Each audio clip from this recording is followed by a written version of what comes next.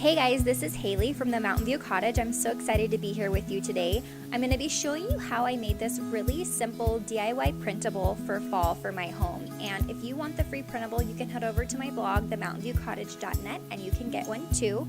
But if you want to take it a step further and see exactly how I created this fall printable, stay tuned. I'm going to show exactly how I did it.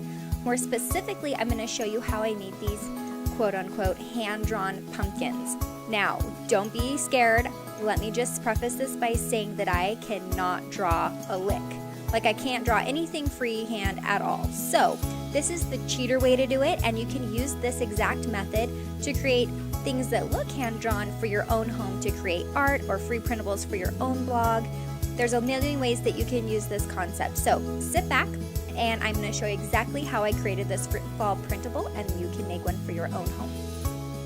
To get started, you're going to want to find a free outline of a pumpkin online. I found this one, and so all the hand-drawn work is already done for you. It's very simple. I didn't want it to have any extra things besides just the outline, because I'm going to go in and fill in those little fine lines and create those little details to make it look more vintage and hand-drawn.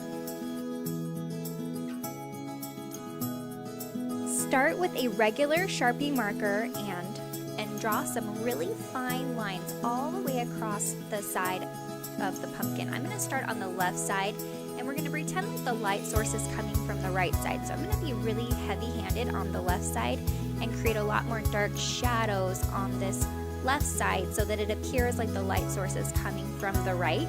So go ahead and just do this and kind of watch how I do it. I start by making horizontal lines, and then I'm going to actually go back and also make some vertical and even some diagonal lines along the whole side of the pumpkin.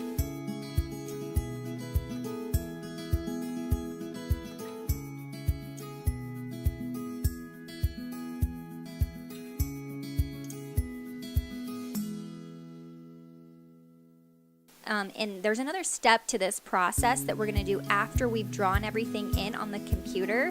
So do not worry about the little things. Don't stress if it's not exactly perfect, because you will see in the next step after we've drawn everything that those little details really don't matter. Now that we have our first section of pumpkin shaded in, we're going to start on the second one. So the second section of the pumpkin, I'm going to make my lines a little further apart so that it looks like the shadow is gradually changing as it goes across the pumpkin. So it's going to be really dark on the left and gradually get lighter and lighter until we get all the way to the right side where the light source is coming from. I'm also going to go in and really darken up some of the original lines of the pumpkin so that overall it flows really nicely.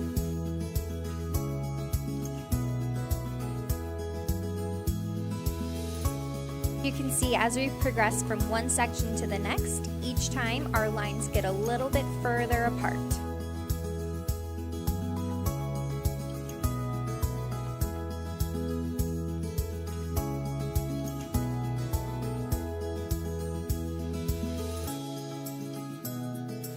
Here you can see I'm going in and making some of those diagonal lines that I said I would make. Just a few. I think they added a little bit more to the texture that I'm trying to create. You don't have to add the diagonal lines. You can kind of play with this and make it your own.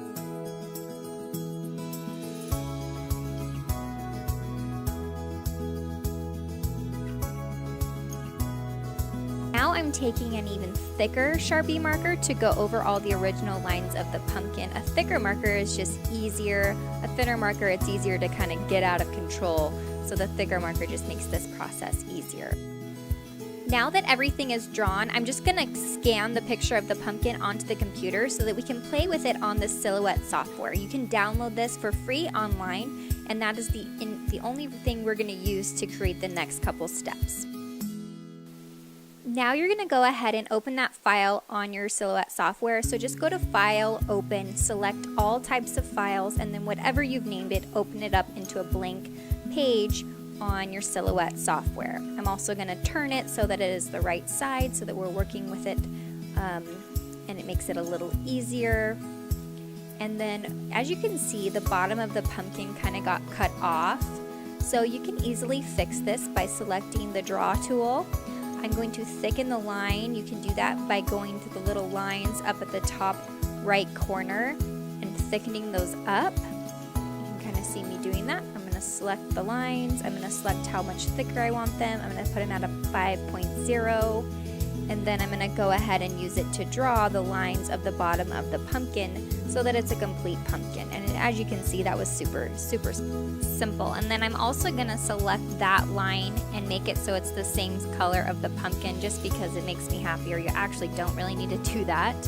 And then the next step in this process, once we have the bottom of the pumpkin complete, which you may or may not need to do, you're going to trace it. So select the trace tool and then use that box to select the entire area of the pumpkin. The next thing I like to do after I've done that, I like to deselect the high pass filter option. Then I'm going to take the little toggles down at the bottom, threshold, and I'm going to kind of move it up and down until it selects the amount that I would like to actually trace. And then I'm going to trace it and pull that away and delete the actual pumpkin that we drew. And you're just left with this tracing that you've made through your Silhouette software. The next thing I'm going to do is go ahead and select the color that I want it to be, which is black, because this is going to be where I design the free printable. So now I'm just going to kind of play around with it. I'm going to add some words to it. You can kind of watch the process of me doing that. I never really know exactly what I'm going to do when I go to design a free printable. I'll start with an element such as a pumpkin or a design element like a flower or something like that, and then I'll kind of design from that point. I also decided to make a second pumpkin, so I just copied and pasted that same pumpkin. I flipped it so that it didn't look the same, and I made it taller so that it looked like a completely different pumpkin. So that's another cheater method of tracing. And then I put them together, but as you can see, they kind of see through each other, and so you can kind of see the lines of the pumpkin that's behind. I didn't like that, so I pulled it aside and I made a little square with the square tool from the Silhouette software, and then I'm going to select it and I'm going to make it white so that it matches the background. You can see me doing that right here. And now I'm going to combine those two things together, and I'm going to put them next to each other, and I'm going to put the front pumpkin in front, and then I'm going to make that little box so that it looks exactly like the size of the front pumpkin. And as you can see, it's a sneaky way to put them together. So now I'm going to add the words and play around with the words and the phrase that I'm going to use. So now you just get to watch me go through this process. I move things around a bazillion times until I feel like they look right design-wise. I kind of scroll through my fonts a lot so that I can get two fonts or one font or several fonts that match well with each other. Sometimes I have a phrase in mind when I begin, and then I completely change the phrase because it doesn't fit design-wise the way I wanted it to. The thing I'm being the most cautious about when I am designing is just how the design and the words and everything fills the space. So I will change how big the wording is. I will scale things up and down until they really fill the space correctly. You don't want to have a lot of blank space. You don't want to have too much things so that it's like super crowded. So that is what you need to be the most mindful of when you are designing, is how you're filling your space and making sure that you're doing a good job, not overdoing it and not underdoing it. Once I have officially landed on the final design, and I'll also go back and select each element individually, and I will make sure they are centered to the page. You can do that by selecting the little box at the right hand corner on the top. That is 3 little vertical boxes that are different sizes, and there's an option to center them to the page. So I'll center the pumpkins to the page, and then I'll make sure if I want them directly in the center, I'll keep them there. If not, I'll move them up and down a little bit, and I'll do the same thing with the wording so that I know that everything is centered and it looks correct and appeasing to your eye. Now we're going to go ahead and print these. I like to print them on cardstock or a heavier weighted paper just because it looks nicer. And I also like to change my printer settings so that they are at a better quality printing setting, so that when they print out, they look really good and crisp and they don't look funny, because sometimes your printer can mess things up, and this will help them look really nice like you purchased them at the store instead of making them yourself.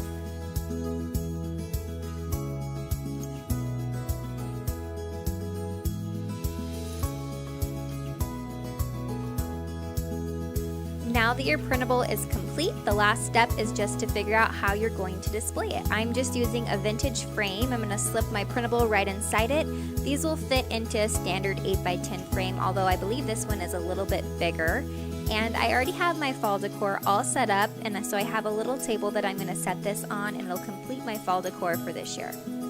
I hope you enjoyed making this farmhouse-inspired free printable with me today. You can once again find this free printable, the one that says Pumpkin Spice Everything, on my blog, themountainviewcottage.net. I'm Haley, and I'm so glad you joined me. And if you happen to make these free printables for yourself, be sure to share a picture and tag me in it on Instagram. You can find me at the Mountain View Cottage on Instagram as well. That concludes today's tutorial. Be sure to subscribe to my channel for more farmhouse-inspired DIY, tutorials, organization, and recipes. Have an absolutely wonderful day.